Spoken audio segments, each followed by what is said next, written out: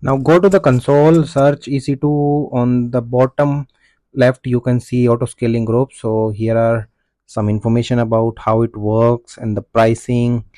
These are the collection of the EC2 instances. So you see this diagram, minimum size is defined, maximum size is defined, so it balances based on those two parameters.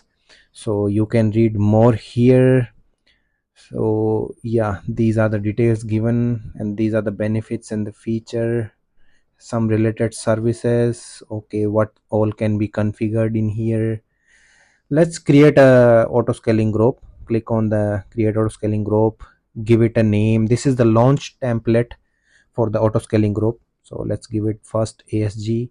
So launch template you have to create if it doesn't exist.